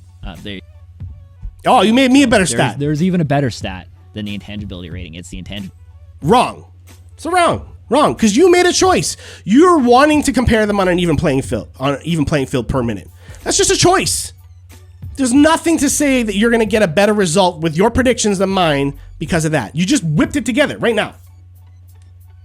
Because you're assuming that the only reason we should be measuring them is their play on the ice. If Jason Spezza, right, or if not even Jason Spezza, he's too good to be honest. Right? Thanks. If Austin Matthews was playing like Ilya Mikheyev every night, right? Is that a bigger deal than if Ilya Mikheyev plays like Ilya Mikheyev all night? You see what I'm saying? Your stat is trying to compare them equally because I should have to, because like minutes on ice, they're more susceptible to bad things, whatever. Yeah, they are, but they're getting paid to do it. So did he do your job right, or did you not? You know? Austin Matthews, theoretically, this is not going to happen this year. That's not a prediction. But theoretically, Austin Matthews could win the Rocket Richard Trophy again, and Ilya Mikheyev could have a more successful season. Because if you got more bang out of your buck for Ilya Mikheyev, right, that's more success. That's more success. You got more out of a guy than anyone thought was capable of having. Now, don't get me wrong, that would theoretically have to be an incredibly huge amount of things, right, compared to Austin Matthews, right? But it could be a lot of small things and make up for those 50-plus goals he might get, hopefully, one day, you know? So that's all I'm saying. Do you understand? Like, we're measuring a concept here, not a talent level. Ability rating per 60. There you go. You're welcome. But thanks for the effort, though. I appreciate you trying. Free for you. Find now someone try and who's keep up. rising up and plus minus quickly, especially try and if keep they're up, not getting son. paid very Try and keep much, up. and you might have yourself a key piece in your playoff success should you be trying to go on a cup run. Nobody asks how. They only ask how many. Again, this is another completely flawed way of thinking, and it's actually complete opposite. And again, going back to the Oakland A's example, the how actually mattered way more than the how many. That was the entire... Not mattered more. Was the reason for. What matters is that they got it done. Okay? What mattered is that they got it done. All right? It didn't matter how they got it done, because if they had done it by scoring a lot of home runs, right? Then sure, they'll switch their game plan to getting a lot of home runs. But if they had done it by getting a lot of bunts, I mean, hypothetically, that would never happen in baseball. But if everyone started scoring a bunch of runs by doing bunts all the time, they would change the whole strategy based on bunts. If it was getting more results, right? So yes, figuring out how you got success is the next step. It totally is. It is the next step. Once you find the success, you have to figure out how. I'm with you 100%. But the success matters more, because if you don't get success from whatever you think you're analyzing, it means nothing, right? And you even know this. I'm not saying that you don't know this. You get it, right? And to be fair, okay, I know you guys are trying to like torch this guy for comparing it to baseball all the time. I made that comparison first, okay? I made that comparison first when I talked about treating it like on base percentage with the Oakland A's. I used that metaphor first. So try not to go too crazy on this guy for keep bringing it back there. I did it, and he's trying to use my own language to disprove me. But he's just doing it wrong because he doesn't get the concept. It's not his fault. He'll catch up one day. Modern analytics was the how matters more. And again, you end up in situations, right? Like you could look at a player like a William Karlsson and be like, hey, he got 40 goals one season. It doesn't matter how he did it. He did. So he must be really good. Like Max Domi got 7. See, so he must be really good. You made that connection. I didn't make that connection. You made that connection. He got 40 goals one season, so he must be pretty good. Well, first of all, yeah, he must be pretty good.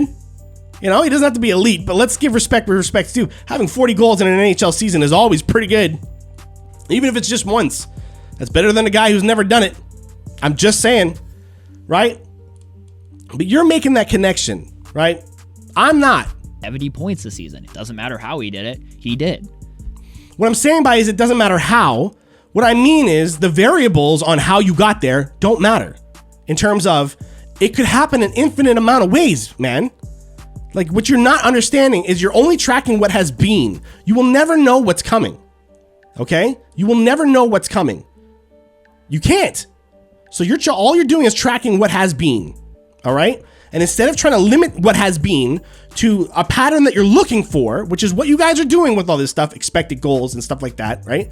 You are looking for things that you think are the keys to success, and you're finding them. Well, duh, you're looking for them. I'm not looking for them first. I'm looking for success first, and then we'll see what causes that.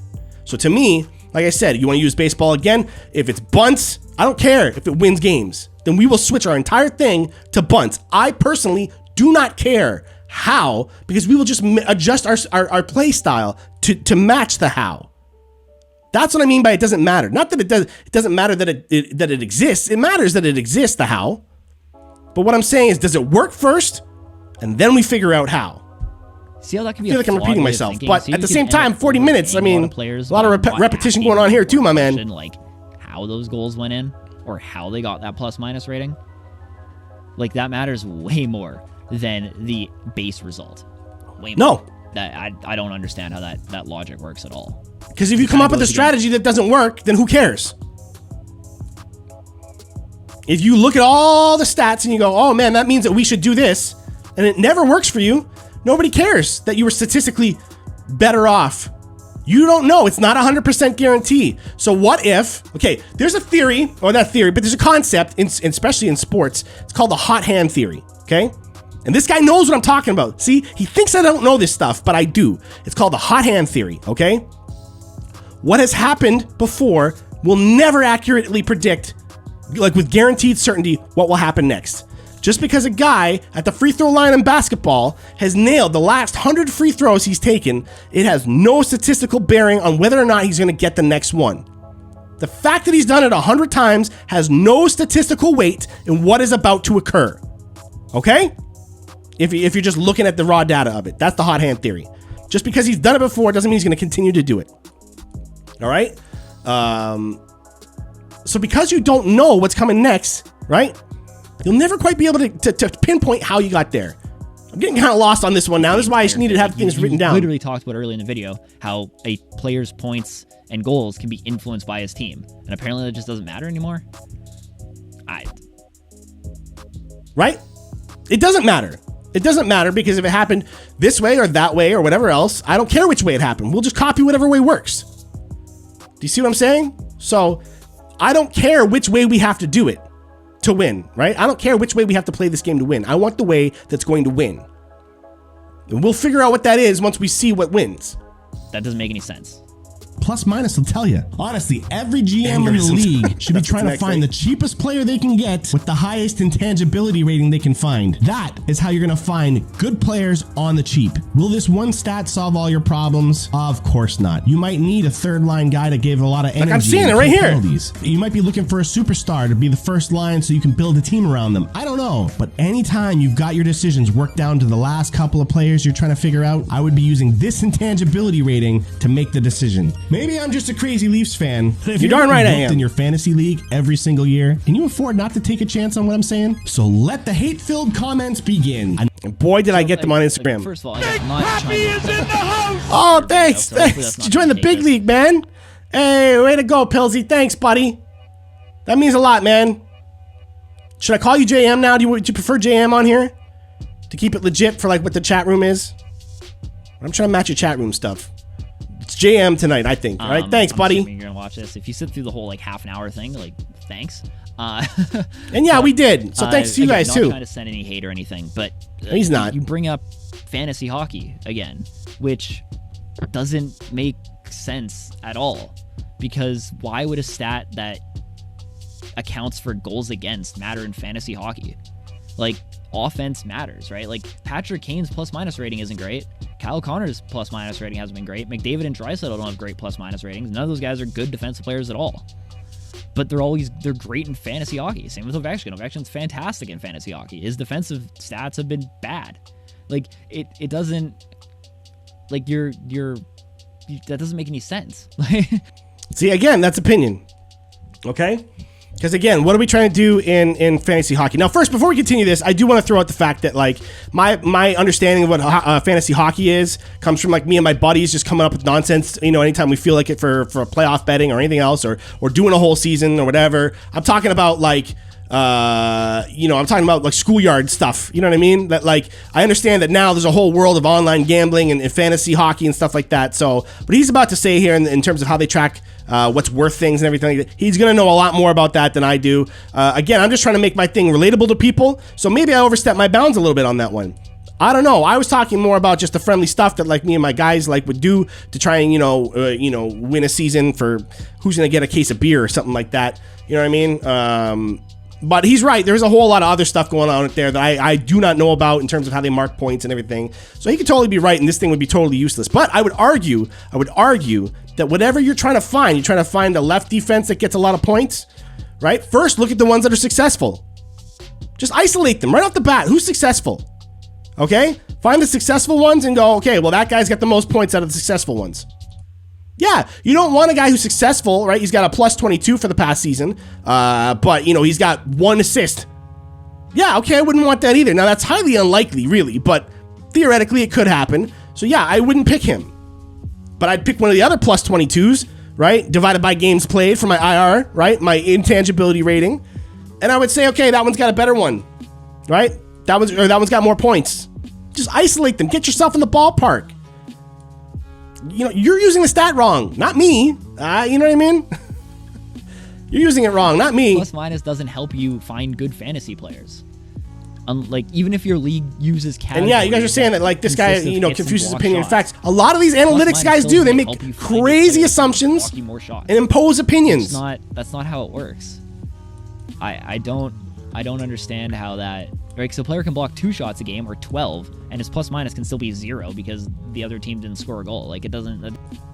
As we all know, as we said like a couple times over now, because the 0 is good. So we got his 12 block shots. I look at his stats for the game. I go, oh, he got a 0 out of all my zeros. What else did they have? Okay, out of the zeros, then this guy had 12 block shots. Hey, that's pretty good, especially he's one of my forwards on a power play or penalty kill. Hey, that guy's gonna make get some extra minutes or whatever, or whatever else I want to do to reward this guy, right? So that's all I'm saying, man. It doesn't mean anything.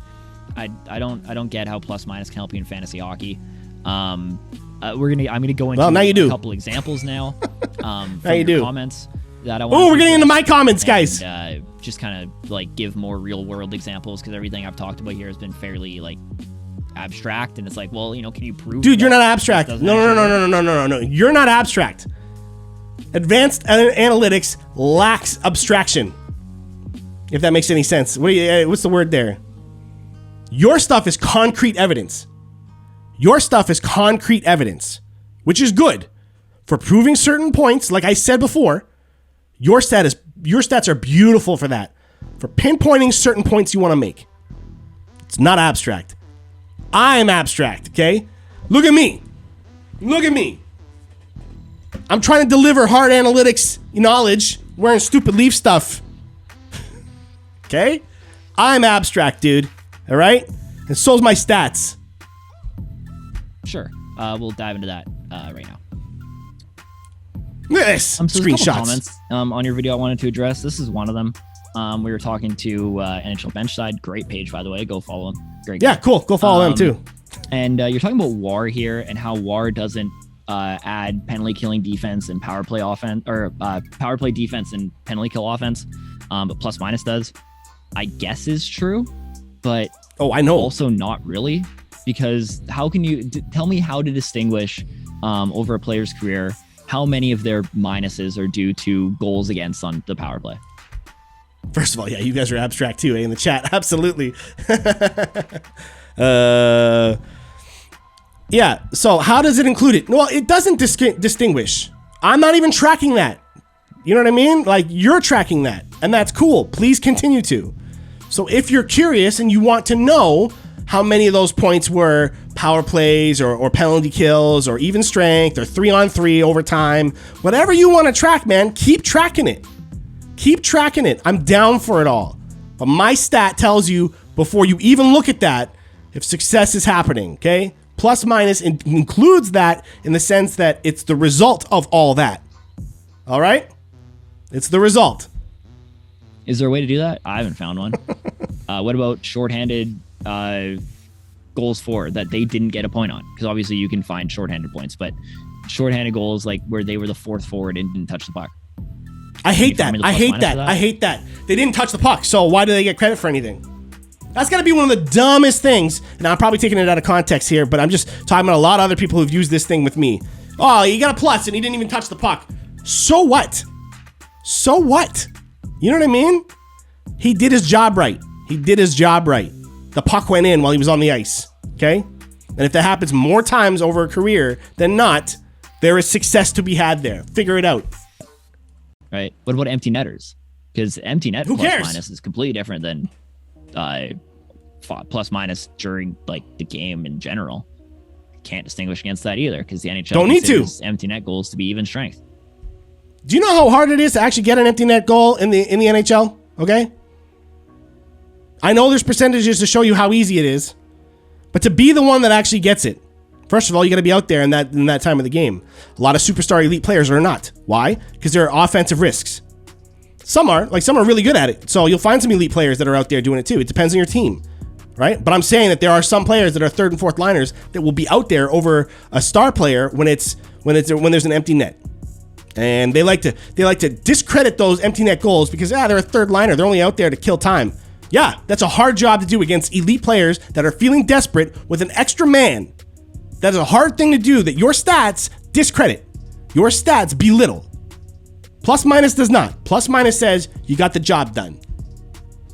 Right. Touch the puck or not, you got the job done. And the bigger thing here, right, is plus minus doesn't account for power play points at all, or power play like plus minus, which I get. I understand why shorthand. See, it doesn't distinguish it. It doesn't distinguish it. It does not care, but it's there. They're all included. They're all included. Power plays, penalty kills. You know what I mean? Any plus is there. Success happened. And a defense and power play offense isn't tracked in plus minus because it would make the stat even less usable. But in a fantasy hockey context, power play points are hugely important. Are they not? Like power play points are usually worth more. So are shorthanded. I mean, shorthanded points too, but power play points are usually worth more than regular points, or at least. See what he's talking about there? Fantasy pools and stuff like that. They give more points to a player who gets like a power play goal or a shorthanded goal or whatever else. They've got added points to things that happen in a game that don't happen in regular hockey. So you got me there, dude. You got me there. All right. I don't understand enough about your fantasy hockey leagues to understand that part. To understand that was a possibility. When me and my guys do stuff like that, a point is a point is a point. If you're measuring points, right? It might go down to goals after that, like whatever we want to measure for the sake of our betting. I mean, we just come up with stuff. So I apologize again for throwing around that fantasy league type language, the wording, and making people think I'm talking about like strict online. This is how you do it, on all these sites. All right, so you got me there for sure. You get extra bonuses for it. And plus minus doesn't track that at all. So what? Leslie, you're asking since when are we talking fantasy hockey? I brought it up. I brought it up at the beginning of the video, and I think somewhere near the end here as well too, where I brought it up as a way to just connect my information to something that people might be able to find use for, because GMs aren't going to listen to me. You know what I mean? GMs in the NHL are not going to listen to a guy in his basement that doesn't even have a math degree. They're not going to listen to me. Doesn't mean I'm wrong. It doesn't mean I'm wrong. It doesn't discredit the work I've put into this. All right? It doesn't matter. It doesn't discredit the years and years of experience that I have in this game on a completely amateur level. I know, but there's experience there that people who do not play this game do not know. And I will not have people like try and belittle that. I will not have it. All right. I've got knowledge that some of you guys don't because you've never picked up a hockey stick. Straight up. And I don't care what your math says. All right? You can't take that away from me. Just like I can't take away the fact that you've studied math and figured out a way to apply it to hockey. That's an amazing skill. That's an amazing skill. Okay? So I'm giving you all the credit in the world for coming up with all these analytics and following people and doing research and all that stuff. I'm going to give you all the credit in the world for it. But you don't get to undermine me just because you don't understand my experience. You know what I mean? Wouldn't that be even more of a detriment than WAR, which actually does have a power play offense breakdown, if you're talking about fantasy hockey? Like, I really don't think power play defense is more important to be tracked, especially when you can't isolate it, to be tracked in your stat more than power play offense, which can be isolated in things like WAR. Or I already dealt with that. I don't know. I don't want to skip ahead because I don't know where I don't know where things are. I don't have anything queued up. So like, what do I know? Yeah, what do you know? See, exactly. Like, honestly, let's get one thing real quick here, okay? You're a guy on some internet thing. You're a guy on a webcam with a gamer chair behind you. I'm a guy on the internet with a camera and a gamer chair behind me, okay? So let's get one thing straight. You are no more qualified at talking about this than I am. Straight up. I don't care how you word it. I don't care about all the research you've done. You are no more qualified in terms of like legitimacy in the hockey world than I am. None. So let's be real about that. Another example I want to bring up here is this comment that you made, where you say it's true for every stat when we're talking about how plus minus is influenced by the team. And you say, you're telling me that Eichel's point total wasn't held back by playing for Buffalo. That's fun. And then when I brought up Jack Eichel later, this was your response. You say team quality matters, but not nearly as much as I think. You think, I think. I can't wait for you to see how poorly Eichel does in Vegas. Yep. Okay. Let's talk about Jack Eichel for a second, because Jack Eichel is the Before we get into it, though, okay, let's talk about those two comments. That is not a contradiction. A bad team can break a good player. Taylor Hall, Eberle, anyone, Payarvi, I don't know if he's still on him. The dozen or so great players that Edmonton has had and wasted and thrown away because they were no good anymore, that could have been elite level talents that had to play third and fourth lines for other teams like New Jersey. Okay? Let's get that straight, all right? A bad team can break a good player for life. And my theory is that that's what Buffalo has done to Jack Eichel. So at some point, it's no longer the team's fault anymore. Like, straight up. At some point, if these guys like Hall and everything like that wanted to be an elite player, they needed to figure out a way to not make any more excuses, but make a difference in New Jersey or Arizona or anywhere else they might end up. But these players were fine becoming the players that they are. They have found success that makes them happy. They're playing a game style that they love to play. Maybe they don't feel as much pressure anymore. I don't know. But that's cool too. You don't have to be the next McDavid every single time. And if Eichel disappears into the third and fourth lines for the rest of his career, I'm not discrediting that and saying it's a bad thing. Okay? But I love how people love to act like Eichel has nothing to do with Buffalo's failures. Like he's completely absolved of all that failure in Buffalo, and that he's going to go to Las Vegas now and be a superstar, elite talent that like challenges McDavid. He might, but your math doesn't support it any more than mine supports that he won't. So let's not lie about that.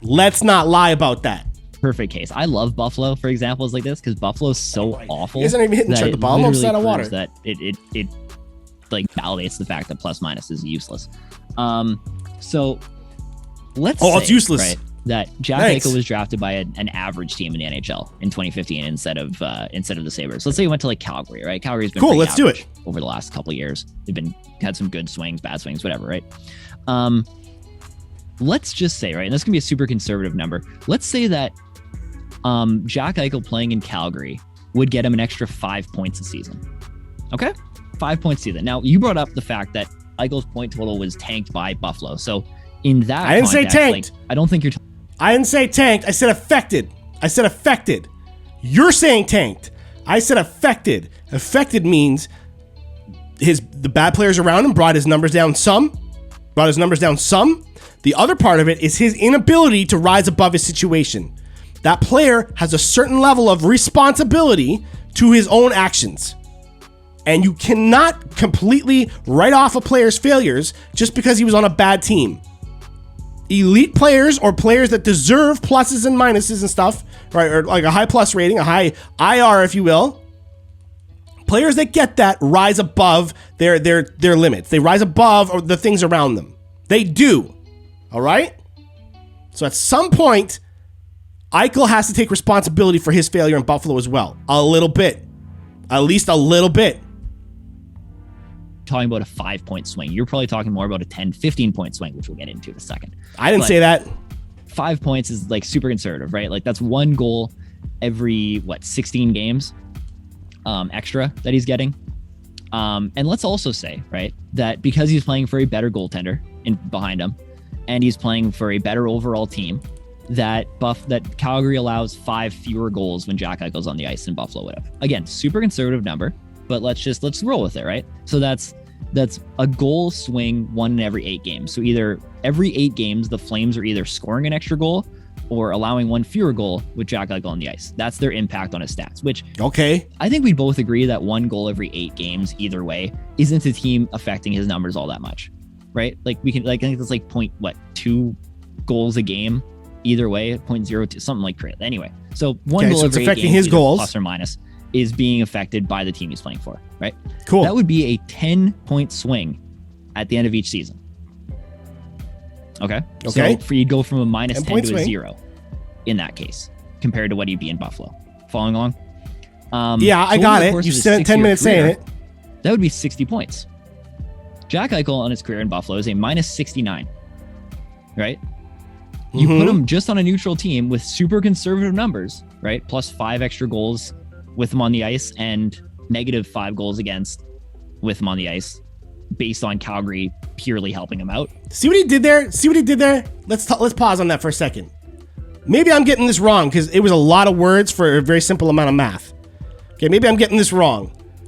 But you're saying that the team affected his offense, right? So over the course of his career in Buffalo, 60 goals, okay? 60 goals. So you're saying that if we put him on another team, right, he's going to have 60 goals back, so his stats wouldn't be so bad, right? But who's to say that had anything to do with his defense, though? Do you know what I mean? Like, he's combining the defense and the offense, but he could have very easily made a bigger impact on defense, right? And not had his team be responsible for the minuses against. They might not have got him as much offense, right? 10 goals less, but maybe it's maybe he was at fault for 10 more goals against, right?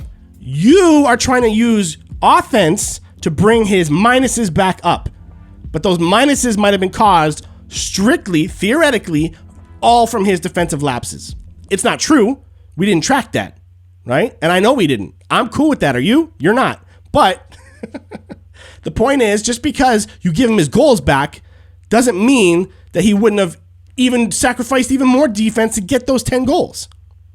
You see what I'm saying? Just because Buffalo didn't get him 10 more goals a season doesn't mean that they sacrificed 10 goals more per season for him, right? He'd go from a minus 69 to a minus 9. Like, that's true. That's true what he's saying, right? That's true what he's saying. But to get those 10 plus, he might straight up have gone, oh, geez. I got to come over here and put the music back on. To get those 10 goals, he might have sacrificed another plus 20 or another minus 20. Because if he's that kind of player, then maybe that's what he did, right? You don't know the outcome of what would have happened, and neither do I. So that's why it's not even worth making a comparison like this. You don't know what could have happened if he got those 10 goals. Could have given up plus 40 more. Or again, sorry. Could have given up minus 40 to get him. You don't know. Like, that's a big difference, right?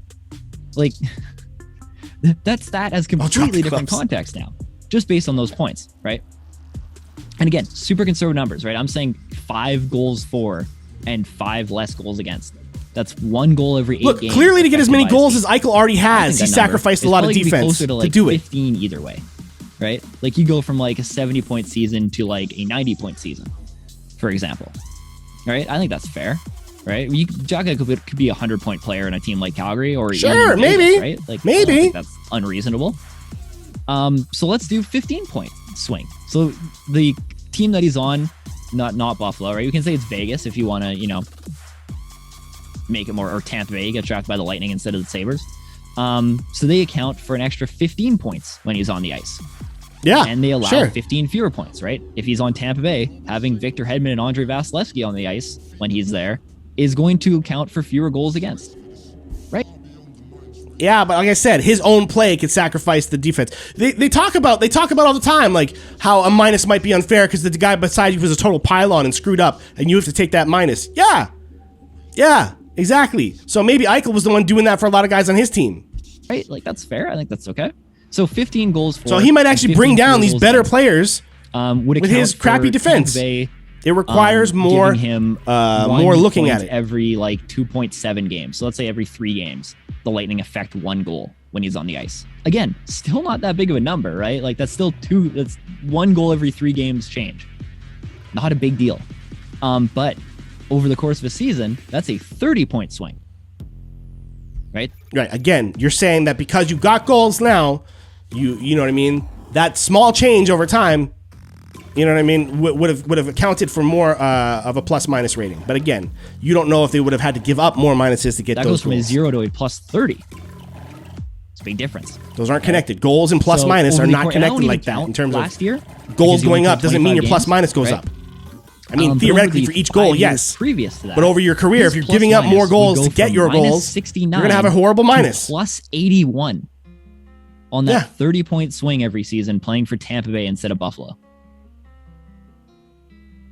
1 goal every 3 games that his team affects. Which, again, still isn't that... Because you don't know what he might have done. He might have affected his team. You're saying that by having better players around him, right? Having better defense or better goalies, bail him out, right? Would have brought his points up and nothing would have come back down. But if he sucks, which we don't know yet, if he sucks, he's going to bring their stats down too. It might not be as bad as it could have been, you know what I mean? But it doesn't necessarily mean it was going to get much better. That big of a deal. And that's why I say Buffalo affected his stats some, for sure. Like, put him with Kucherov and Stamkos. But I don't think it's nearly as big as people think. When he gets to Vegas, at least, I don't think you're going to see much of a change. I don't know. I don't think that's crazy. Minus 69 to plus 81, just based on the environment. That doesn't seem like a very reliable stat. That's just me, though. One more, then I'll let you go. Thanks. All right, final example here before I let you go. This is Ryan O'Reilly's stats. The 3 years in Buffalo compared to the 3 years in St. Louis. I love this. Here's his point totals and his plus minus. As you can see, his plus minus in Buffalo would indicate he sucks. And his plus minus trivia in there, Marner? Let me get that for you, bud. But his point totals are pretty similar, right? He gets like 20 more in St. Louis. He also was 24, 25 when he was traded, and he's 27, 28 now. So, whatever, right? But are we saying that Ryan O'Reilly just suddenly became a Selke level defender like the season that he went to St. Louis? Or is it more likely that his team just got better? Because that difference in 3 years is a... Right, so he's going to go back to the point of being on a better team, you know what I mean, or a worse team brought his stats down. But before we do, okay, here's the trivia for you, okay? We all remember Ty Domi had a nice long career in Toronto, right? And I believe we got him from... Did we get him from New York? I don't remember. But the trivia question is, where was Ty Domi drafted? We all remember him, his long career with the Leafs, but where was he drafted? Right? Which team drafted Ty Domi? All right, and so let's get into this here. All right, while we're watching this video. A 99-point swing. That's pretty substantial. Yep. Right? Like that's a bad player by your model compared to No, not a bad player, an unsuccessful player. Again, this is why I wish you would just do one comment at a time, like one video clip at a time instead of a 40-minute thing. Because I've had to say this about 16 times now, right? Not a bad player, right? Not a bad player, an unsuccessul player. It's crazy, right? So that's not crazy. Right? And maybe he did. Maybe suddenly he went to St. Louis and just became a way better player, right? Well, let's see what... And by the way, the trivia was answered there by JM in the chat, Pilsy. Toronto's the one that drafted Ty Domi, man. I'm not even sure if he played a game for Toronto. Oh, wait. So MVP had it first, though, by the way. Oh, sorry, man. MVP had it first. 27th overall, 1988 Toronto Maple Leafs. Right on, dude. Right. I got caught up in the video. I wasn't looking at your thing there. But right on. Right on. Good job, both of you, for getting that. Evolving Hockey's WAR model says. Here's his WAR over those 6 years. Besides the 18-19 season, where they won the cup, his numbers are pretty consistent. He's, a high 2 WAR win player, right? Like 2.5, 3 WAR is kind of where he's at. Obviously, players will have outlier seasons. Like I said, William Karlsson scored 40 goals a season. Max Domi had a 70-point season. Doesn't mean that's who those players are. It just, they had a really good season, right? And Ryan O'Reilly did. In 2017, 2018, he had a fantastic season. Cool. But other than that, like his WAR is pretty consistent. And by the way, his 2021 season, obviously 56 games. If you prorate that, because WAR is a cumulative stat, it's not a per 60 stat. You can make it a per 60 stat, but it's supposed to be used as a cumulative stat. Actually prorates over an 82 game pace to 2.3. So that puts him again in that, he's a pretty consistent player. For the record, sorry to cut it off. For the record, I'm sorry, but this is blah, blah, blah, blah, blah to me. And I know that means that I'm not looking into the math of all this, right? No, it's because they throw around these stats with, I don't know where they get the data. You'll never know. They'll never show you. Okay. They'll say they tracked it, right? They tracked it and great, but I want to see the charts. I want to see the raw data. Okay. You cannot find it. No one will give it to you unless you start tracking it yourself from the moment we end this video. Okay. So when they start throwing around their formulas, a lot of times they don't even tell you exactly how they're doing it per site, per different site. So when they throw around a WAR rating like that, there's multiple ways to calculate that. Bet you didn't know that, right? And then they're all basically the same, they'll say, but then why are they different at all? Like, why isn't this published information? Okay? They don't release their formulas. They don't release how they're coming to these conclusions. All right? If they did, you'd see some of those. There's a report on why you should pull your goalie early. Okay? That's the one you should check out. That's public. You can find that. Check that out. Check that out and tell me if that makes any sense to you. Right? Why you should pull your goalie early. Like 6 minutes left and you're down by 2 goals. Yeah. Plus minus wouldn't show that. His plus minus would indicate that he sucked in Buffalo and then not that he sucked. Became a god in St. Louis. Not became a god. And if the having a bad year, having a good year. If a team like St. Louis was debating about trading for Ryan O'Reilly and they used the intangibility stat, they would be like, "Oh, this guy sucks. We shouldn't trade for him." Right? See, I hate that comment because who's to say that using the intangibility rating, I can't find somebody out there for perhaps less money than Ryan O'Reilly with the same WAR ratings there that he's got. Only my guy will be coming off of success. He won't be stinking up the place, feeling bad about himself every night because his team's losing so badly. Like, yes, Ryan O'Reilly turned things around and he ended up being a really good player and got them, helped them get a cup, right? But who's to say that a guy I get wouldn't be better? You don't know that. That's an assumption you are making, He sir. puts up decent point totals, but his plus minus is awful. Let's not trade for him instead. Might have been a maybe mistake, not. because his plus minus was tanked by Buffalo. You can do this for any player, right? A good player on a bad team, all of a sudden Again, you're putting the sole value on plus minus. I'm not. It's not the sole value.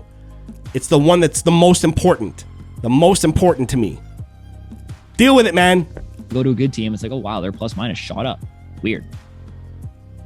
It's not a reliable stat. It's Dubas based does what on the heavily regular? on team success. And guys like Ryan O'Reilly would fail that experiment in St. Louis or in Buffalo, going to St. Louis. All right. Imagine if the Blues didn't trade for Ryan O'Reilly. Maybe they don't have a. Yeah. Imagine they trade with someone who had all those same kind of war stats. That's got a plus 48 going, and he's $1 million, maybe 900,000. You don't know that wasn't out there. You don't know what was out there. You weren't looking for what I was looking for. So let's be real, all right? Let's be real. Yeah, he was, like, again, he ended up turning things around. Great, that can happen. That can happen in any stat, too. Some guy can go on a hot goal streak. Someone can get back to not being frozen, right? So somebody can get back to scoring goals after being snake bitten. Marner, right? Like, he got snake bitten for a little while. It sucks, right? That can happen. So yeah, it happens in everything. Why does it have to be different from mine? Stanley Cup. Oh, getting brilliant value for next to nothing. Yeah, Dubas is excellent Look at for that. guys to go I wouldn't be in surprised if he's playoff using a runs. little similar thing going on here. That's what you said. That's me. Would have passed on Ryan O'Reilly. Yeah, maybe. Maybe not though. Because again, if the type of player I wanted with my intangibility rating was far too expensive or was untraded for because the team wants to keep him, they know about his success too. They don't want to let me trade for him. Then maybe I go for a guy with similar all that stuff with a -1. We talked about that. I still used my rating first. That's basically all I got for you guys. Again, this is meant to be a example of why plus minus isn't good. This isn't meant to be a direct shot at trubeleafer. And mad respect to NBI hockey here. Mad respect to NBI hockey section. Again, he was super nice and didn't. Well, thanks, buddy. Personally, I don't even know your name. I didn't see him really personally attack anybody else. You never said it. Threw out the "Have you ever played hockey?" line a couple times, which is fun. By the way, for reference, I've worked as the head of analytics for a major junior hockey team. I've coached hockey and I've played hockey, so feel like my background's pretty stable. But okay, good. Right? I'm glad you said that. That's probably why you came out with this with the most logic I've seen anybody come at it from. Okay? Me asking the question is not a boast necessarily. Okay? It's not. I don't know, right? Like, dude, how do you have these conversations with the people online and realize how many of them haven't played the game, right? So I'm sorry if you took it as some kind of like, cheap shot at you of like, I bet you haven't played the game. I'm honestly asking, because before I can continue on certain conversations, I need to know where someone stands. And there's plenty of people who have never played this game that wouldn't have a clue what me or you are talking about right now. Do you understand? There are people out there that wouldn't have a clue what either one of us are talking about right now. And it's because they've never played the game. So, there it is. Hey, I don't know. Yeah, that's all I got for you guys. Again, no hate on him. Seems like a really nice guy. All right, I think he's done. Anyways, yeah, and again, hey man, any of you guys want to have a conversation like this? Anybody wants to just like tear me apart? This is the coolest way that you could tear me apart. I mean that from the bottom of my heart, NBI hockey, okay? I mean it from the bottom of my heart. If this is how you're going to tear me apart, I hope you do it more often, because it's a lot of fun to listen to. It's a lot of fun to see what your counter arguments and everything are. To sum up what I'm saying here, right? My stat is more important than all these ones you're bringing up to me. That's how I'm doing it, right? And I think I can prove it. All right. So if you have questions, let's get at more. But it doesn't mean that your stats suck. It means mine blows yours out of the water when measuring success. And you know what, guys? Like, this is the internet.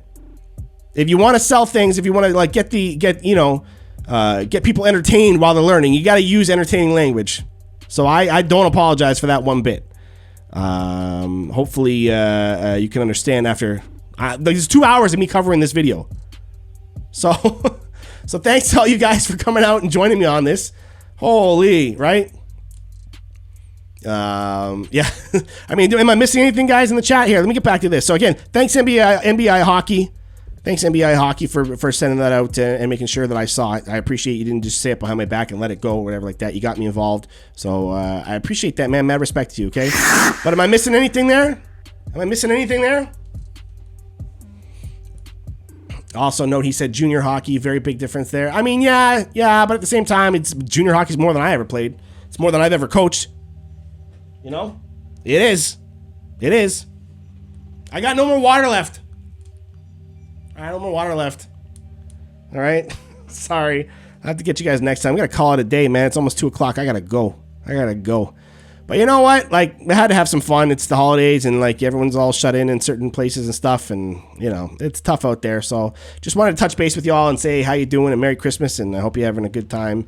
And I wanted to go over some stuff like this. It was a lot of fun. I hope you enjoyed it too, because like I said, this stuff is very fun to talk about.